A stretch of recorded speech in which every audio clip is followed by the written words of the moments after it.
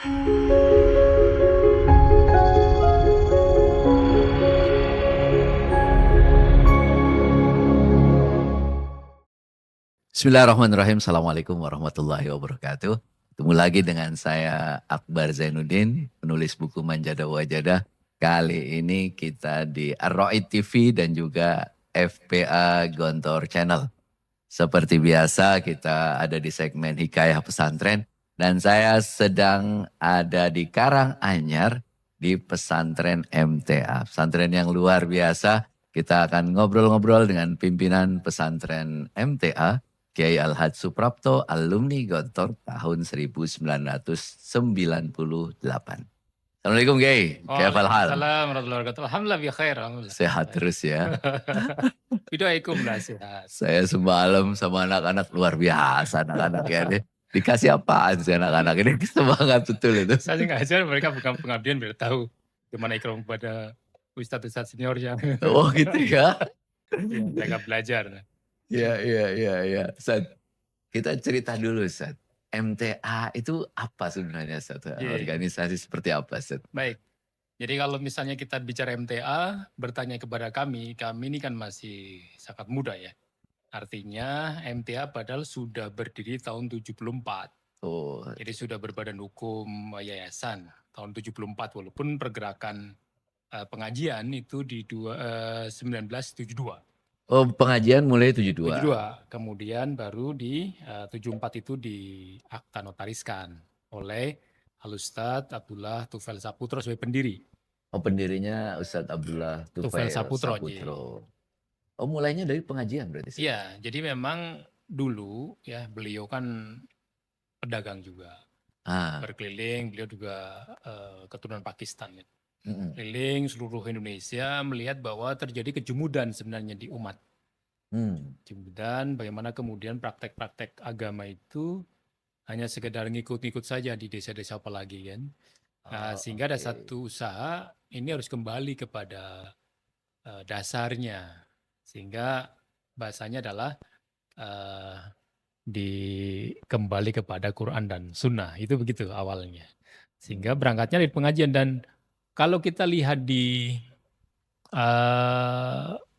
album-album foto yang ada yang masih hitam putih itu ya, itu kita lihat ya mereka kan masih, ibu kita masih pakai kerudung yang hanya disampirkan gitu ya. Kemudian 74 itu ya? Iya, kemudian mulai bagaimana bahwa muslimat yang sudah baliho itu ya berjilbab, sehingga mulai ditata. Tapi awalnya sama dengan di Gontor. Gontor dulu Kesahal, Kezarkas, ya Zarkas itu kan juga ketika di pengajiannya kan masih ya masa lalu kan begitu kan. Betul. Perjuangan. Sehingga proses-proses itu yang kemudian mendasari adanya satu majelis ya, perkumpulan kita keliling ngobrol tentang ayat, bagaimana Al-Quran ini tidak la raiba fihi, makna kita tidak ragu itu seperti apa kan begitu akhirnya. Dan berkembang sampai kemudian ada permintaan-permintaan untuk bisa diisi gitu. Sehingga keliling beliau nanti ke sana, nanti minta diresmikan sebagai cabangnya MTA. Oh, dari Solo terus ada permintaan dari daerah ini, daerah ini, begitu ya, itu diresmikan sebagai cabang pengajian waktu itu pertama kali berarti Ustadz? Jadi memang fokus pengajian. Kita lembaga dakwah kita, Yayasan Majelis Tafsir Al-Quran Surakarta, sebutan kita di akta itu. Itu kan bergerak memang khusus di dakwah Islamnya dan pendidikan, sehingga kita praktis ya lingkungannya dakwah saja. Pengajian. Nah, waktu itu kontak kita, misalnya kita punya SMA misalnya. Iya. SMA MTA tahun 87. Oke. Karena waktu itu ibu-ibu kita dan bapak kita kan punya putra-putri. Putri-putri mereka ini ketika sekolah padahal mereka sudah besar kan SMP, SMA. Kan nggak boleh pakai jilbab. Iya betul. Tahun itu ya nggak boleh. Jadi anak-anak kita ketika ngaji pakai jilbab. Ketika sekolah pakai jilbab sampai sebelum gerbang. Dilepas, masukkan kerudung baru masuk sekolah. Nah maka keprihatinan itu kemudian menjadi satu hal ingin. Bagaimana Ustadz kita punya sekolah sendiri. Sehingga bisa pakai jilbab. Kan begitu. Sehingga keprihatinan masing-masing warga itu, kalau memang pengen buat ya silakan, asal jangan asal-asalan. Karena waktu itu beliau menyampaikan, Ustadz Abdullah itu, mencari sekolah Islam yang baik itu sulit. Sama sulitnya dengan mencari sekolah Katolik yang jelek. Itu kan sangat Wow. ironi kan? Sehingga waktu itu kita studi banding, kita kemudian magang di sekolah-sekolah negeri. Tenaga-tenaga kita, TU kita misalnya ke SMA Negeri 3 Surakarta. Begitu proses-proses itu. Sehingga kalau kita bicara MTA itu apa? Sebagai lembaga dakwah Islamiyah yang bergerak di bidang dakwah dan juga pendidikan. Oh, jadi core-nya di dua itu ya, Ustaz? Ya. Sampai sekarang? Iya. Nah, kemudian memang berkembang di sisi pembidangan. Ada bidang sosial, bagaimana tadi misalnya ada SAR, ada Satgas, ada bagian kesehatan. Kemudian ketika ada bencana dan sebagainya kita bisa hadir. Nah, sehingga itu kan berkembang ya. Bagaimana ketika pengajian ada kemudian banyak jamaah, bagaimana kita tidak mengganggu lalin. Maka kita ada Satgas parkir, Satgas pengendali, ya, semua begitu. Jadi berdasarkan kebutuhan. Menyesuaikan dengan kebutuhan ya. Jadi kita tumbuh kembang aja gitu. Karena tadi kita hanya satu awalnya pokoknya kita ngaji, kemudian kita pahami, kita amalkan. Itu. Dari satu pengajian, sekarang tumbuh menjadi berapa cabang di seluruh Jadi Indonesia kalau itu? per 2025 ini, itu kan ada 758 cabang dan perwakilan. Dari Aceh ya, Takengon sampai Papua. Ya, 758. Ya, selain nanti yang sekarang sedang ada binaan-binaan. Karena di MTA ini kan tidak tidak top down. Tapi bottom up.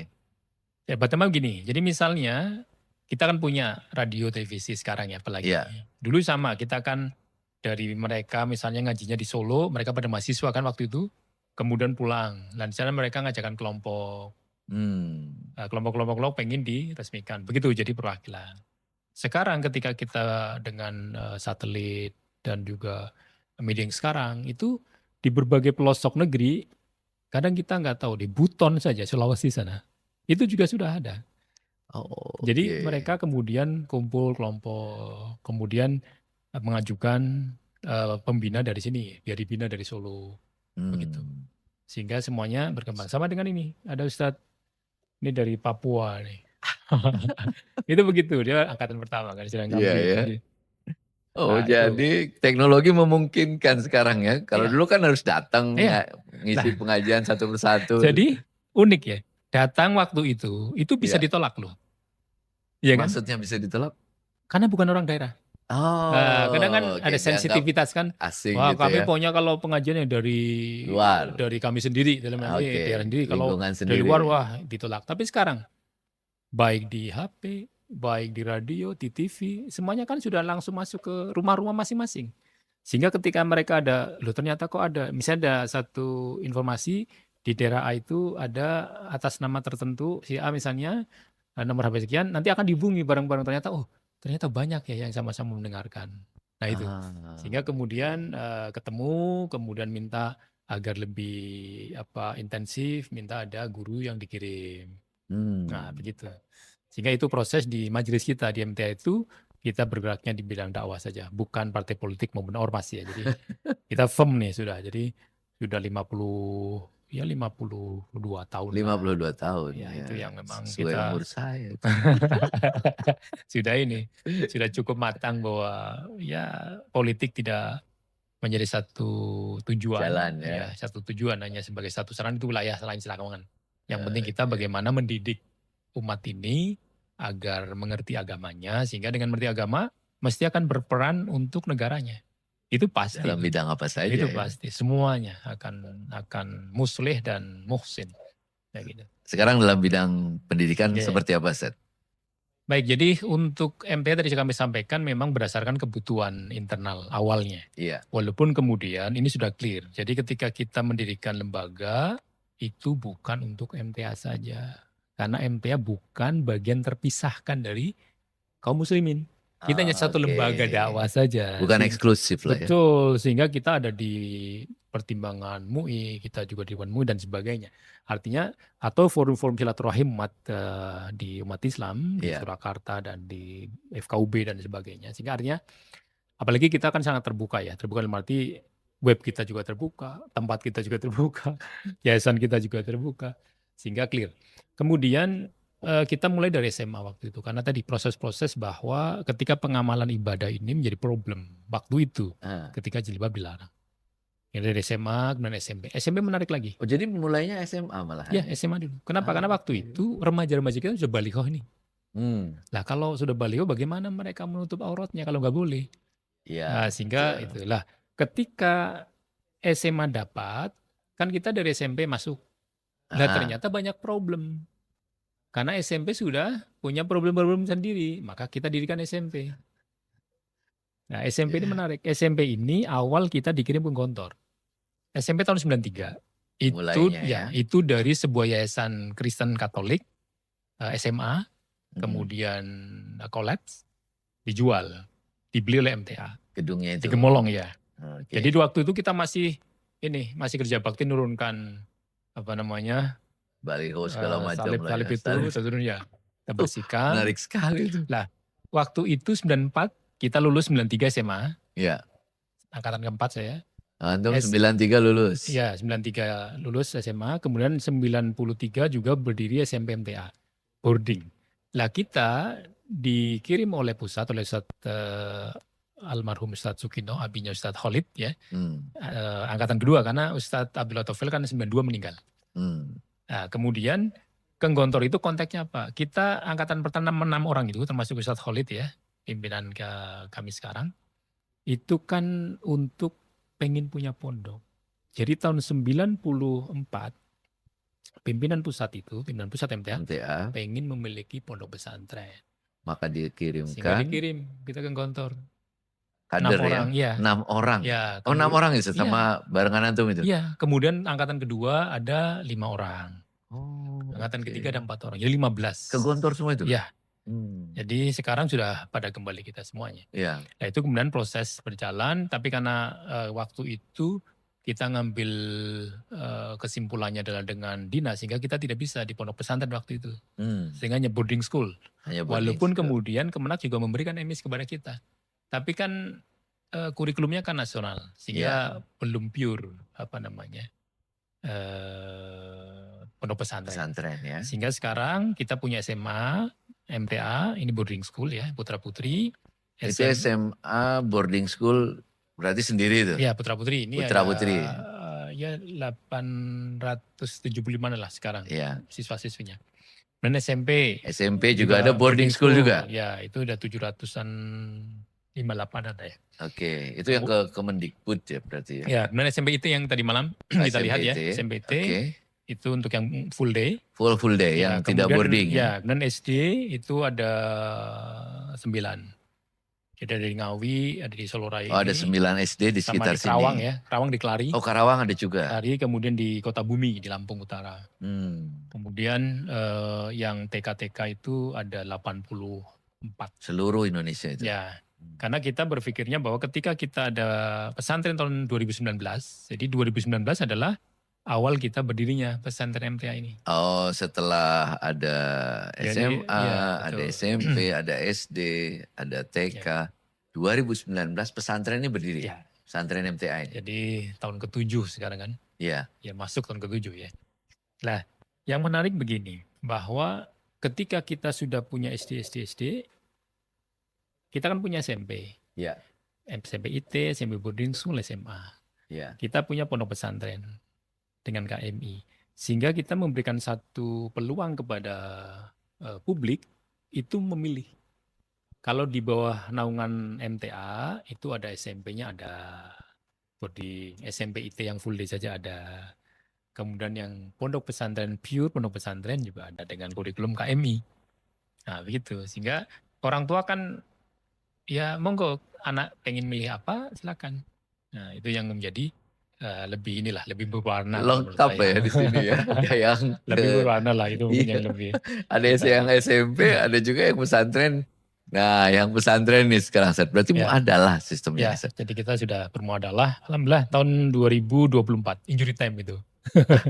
Oh 2024 berarti pas kelas 6 ya? Kelas 6-nya. Kelas 6 pertama sudah langsung pesantren muadalah. Betul, jadi kita waktu itu ya dagdikduk tuh ya.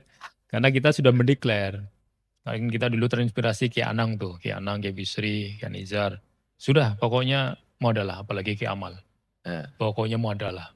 Pondok alumni nggak muadalah. Wah, Iya. itu aku nggak mau, saya nggak mau ke sana. Sehingga udah kita samina wa ta'na lah, kita pakai KMI dan muadalah. Dan alhamdulillah Ustaz Agus Budiman almarhum Ilmuham luar biasa. Kemudian kemarin visitasi oleh Kiai Lukman At-Tarmasi, luar biasa beliau. Sehingga alhamdulillah di tahun 2024 kita dapat ijob muadalah.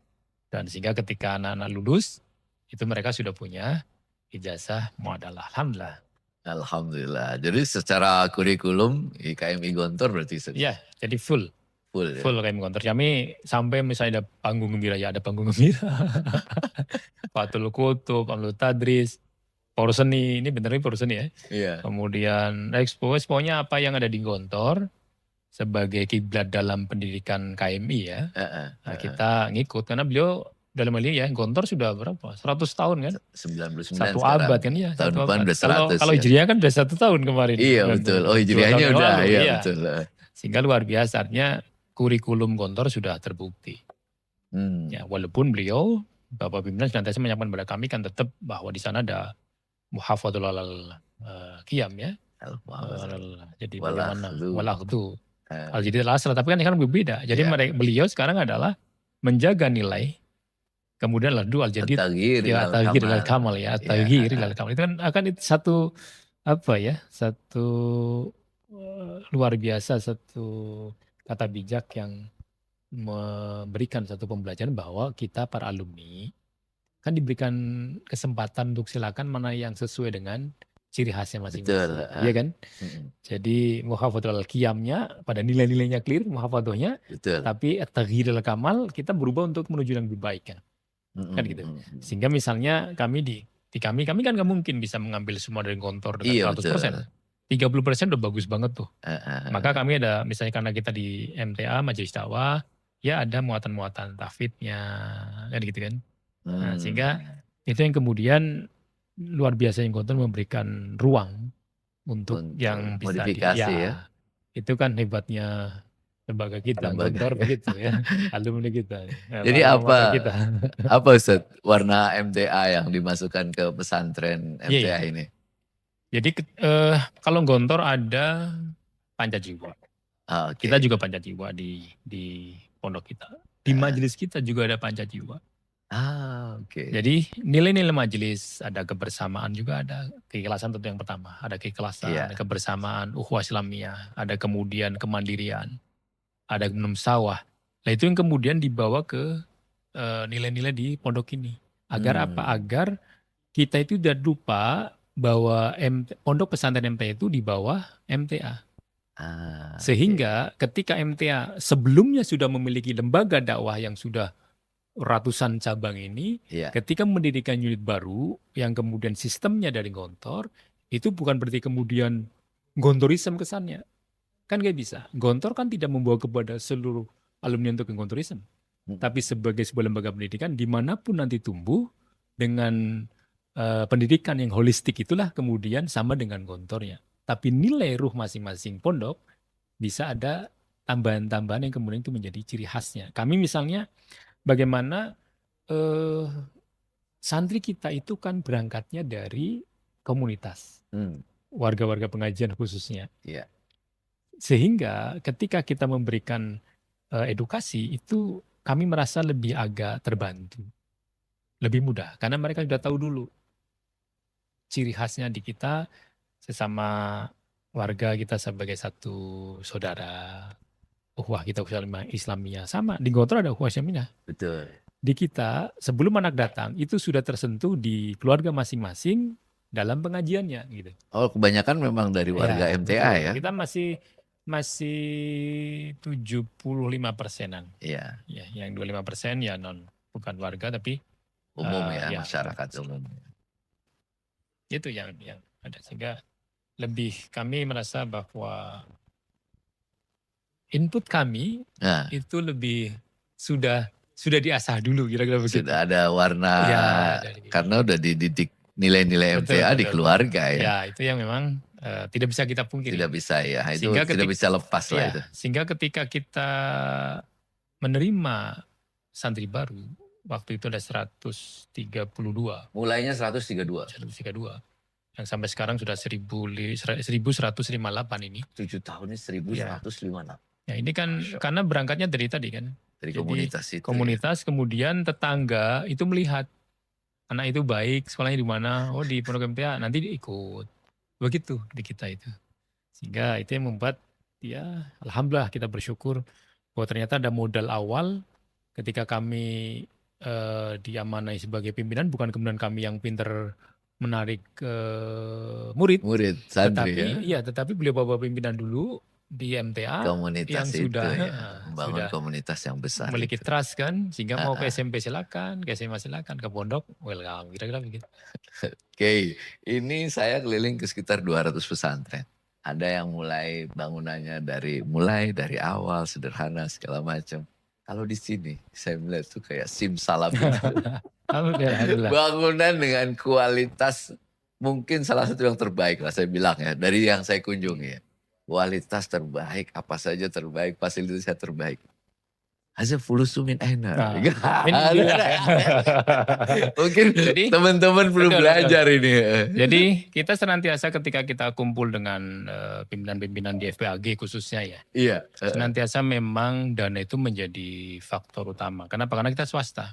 Iya betul. Swasta kan harus mandiri. Lah kami bersyukur sekali bahwa tadi saya katakan MTA ini sebagai sebuah lembaga pengajian, lembaga dakwah ini. Kemudian pengennya apa, itu kan berangkatnya dari komunitas ini. Kita pengen nih loh Ustaz, anak-anak kita kalau misalnya mondok ke sana, mereka beda-beda dan sebagainya, warnanya dan sebagainya. Sehingga apa memungkinkan kita punya pondok sendiri. Kan begitu. Nah kalau punya pondok sendiri ya kita bangun bareng-bareng. Nah kan begitu.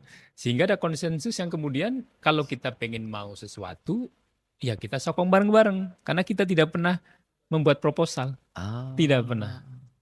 Tidak pernah kita buat proposal ke negara untuk minta bantuan dan sebagainya. Kalau kita memang pengen buat sekolah, ya buat sendiri, urunan sendiri. Kalau memang buat pondok ya sama. Jadi pondok ini sebenarnya dulu, ini luar biasanya Allah memberikan kemudahan-kemudahan pada MTA. Dulu, perhatikan 2014-15, kita itu pengen punya lahan parkir di Solo. Karena kita pengajian kan, parkir kan kita di mana-mana kan banyak kan. Sehingga kita pengen punya tanah. Diumumkanlah kepada warga MTA siapa yang mau berpartisipasi untuk kepentingan pembelian lahan parkir. Begitu kita sudah punya uang, mau beli, kan harus dicek ke tata ruang dan kelola wali kota. Ternyata memang betul itu tanah tapi bukan untuk parkir, untuk pemukiman. Nggak jadilah kita beli tanah. Sehingga kita kembali lagi parkir seperti biasa lagi di berbagai tempat, ada di gang-gang dan sebagainya. Sehingga kesannya kan ganggu oleh kami. Walaupun dari warga sekitar nggak terganggu karena mereka dapat uang untuk parkir kan. Dari Karang Taruna maksud kami. Lah kemudian tahun 2014, 15, 16 mulai ada gagasan. Bagaimana kemudian uang ini itu dipakai untuk bangun pondok. Nah, waktu itu kan konteksnya infaknya kan untuk parkir. Beliau Ustaz almarhum Ustaz Sukino nyampaikan di jamaahnya di Ahad pagi itu umum. Bagaimana kalau untuk membangun?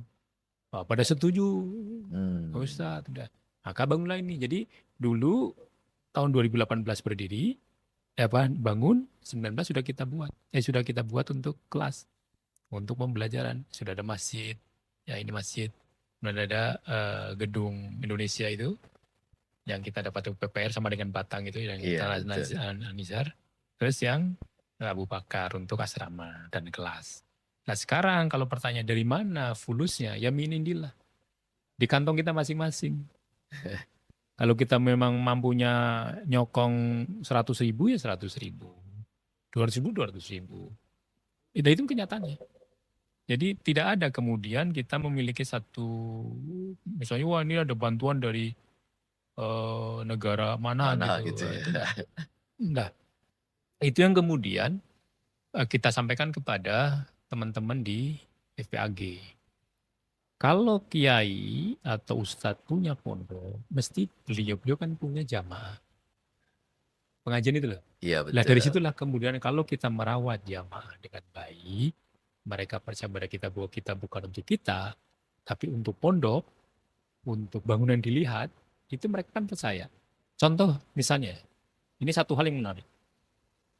Waktu itu ada beliau udah sepuh, pengen memberikan 400-an gram emas. Totalnya hampir 600 karena 2 kali. Beliau pengen ke sini, dibawa ke sini. Beliau nyampaikan, Ustaz, lah uang saya dapat apa kalau bangun aja sebagus ini Ustaz. Ya. Itu. Kemudian kami banyak proposal sampai ketika saya dengan supir saya ngelihat ternyata nggak ada. Pelangannya sudah rubuh, nggak ada bangunannya gitu masjidnya. Ada juga dari Surabaya simpatisan. Jadi ini bukan warga. Simpatisan karena dengar radio, lihat TV. Setorlah uang ke kita. Beliau nggak terima. Pokoknya tak foto aja ini nanti biar diberikan pondok. Kenapa? Karena mereka kan udah percaya. Percaya dalam arti apa? Gedung dengan seperti ini kan nggak mungkin mereka misalnya infak 25 juta, misalnya ada 100 juta, misalnya gitu. Nah itu dapat apa? Kan gitu-gitu. Iya. Sehingga maksud kami adalah bahwa pengelola dalam hal ini pimpinan MTA itu sudah membuktikan bahwa amanah. Uang seberapa yang ente kirim ke kami juga akan kembalikan lagi dalam bentuk bangunan-bangunan karena kita sedang. Sehingga sekarang proses yang putra sudah hampir selesai semuanya secara bangunan-bangunan utama ya dan sarana pendukungnya. Sekarang bergeser ke putri. Oh jadi sekarang putra nih, komplek putra sudah selesai, baru kemudian sekarang lagi bangun yang putri. Ya betul. Oke. Jadi nanti kita yang putra kan hampir berarti 12 ya 11 lah, hampir 11 hektar. Putri juga sama, jadi hampir 22-an sekarang ya. Dan itu nanti menjadi satu kompleks. Putra dan putri, walaupun terpisah ya. Nah itu yang memang alhamdulillah sehingga kami mengelolanya agak sedikit dekat kan. Kalau kamu jauh, kami SDM-nya masih kurang masalahnya. Alhamdulillah Allah memberikan yang dekat sehingga dulu kita keliling kemana-mana Allah udah di sini aja.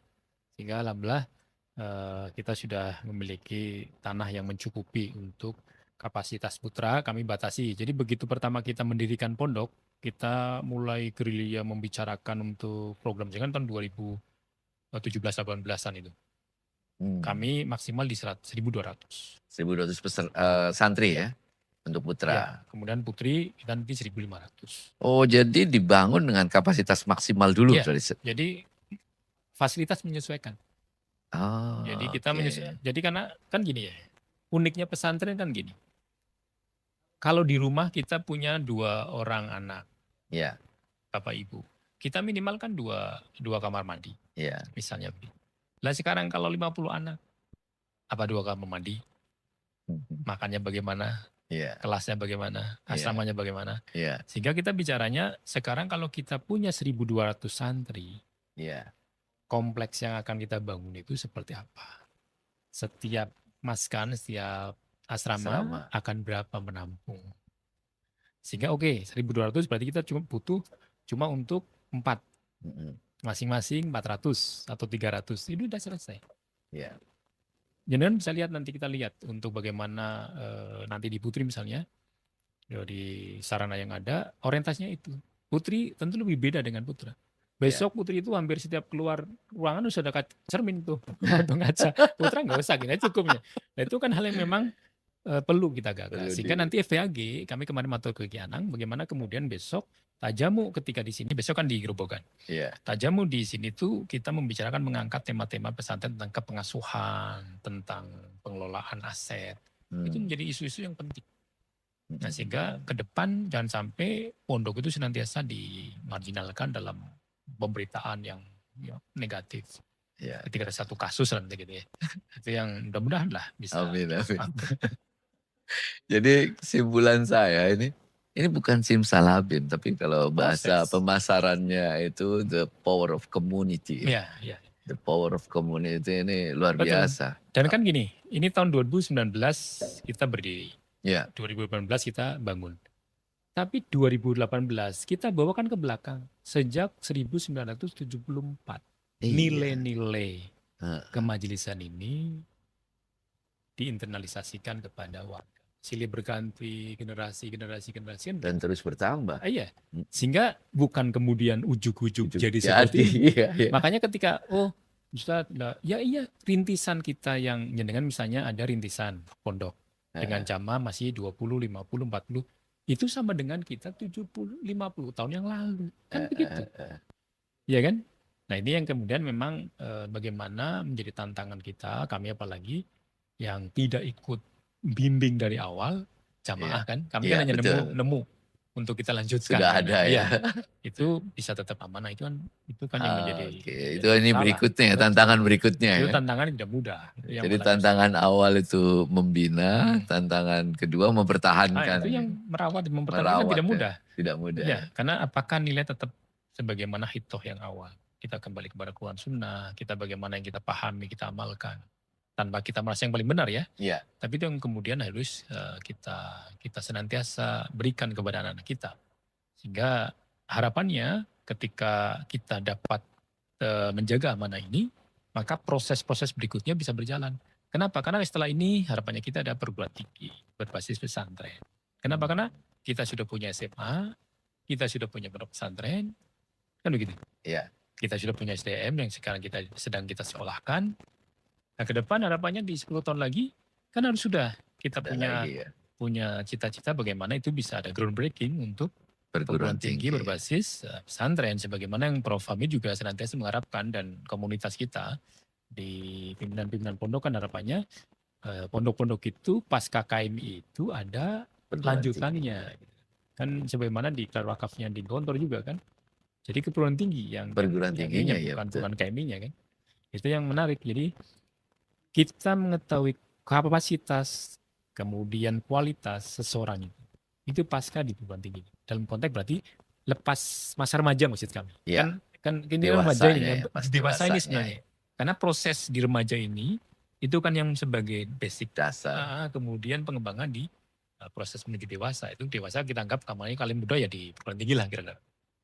Sehingga kami juga sama di pendidikan 2035 harapannya sudah kita punya perguruan tinggi. Berarti hampir 10 tahun lagi nih. Jadi kita sudah punya untuk Renstra Renstra untuk kita punya perguruan tinggi dan juga rumah sakit. Sehingga karena itu isu kita secara nasional ya. Juga spesifik di pondok bahwa kesehatan santri itu harus luar biasa kita menjadi concern. Makanya kita punya dokter yang 24 jam kita tempatkan di pondok. Kita juga nanti besok mengkaderkan untuk ke spesialis. Nah sehingga kita berharap bahwa pondok pesantren itu sekarang sama dengan sekolah-sekolah yang lain. Dalam konteks di hadapan legal formal atau legal standingnya. Tetapi secara nilai, secara hasil, kita berharap bahwa pondok pesantren tentu lebih. Lebih. Karena juga pendidikan 24 jam ini tidak bisa sama dengan yang mungkin 7 atau 8 jam. Kan gitu. Tentu beda. Seperti antum kan, ya luar biasa. Produk pesantren seperti antum kan. Masya Allah, tabarakallah. Syukran. Mudah-mudahan antum selalu sehat. Keluarga besar MTA ini juga selalu sehat. Cita-cita mendirikan perguruan tinggi ini. Insya Allah, mudah-mudahan bisa tercapai. Amin. Amin ya Rabbal Alamin. Syukran Zat. Ladika fi waktin akhir. Terima kasih banyak. Teman-teman sekalian luar biasa nih.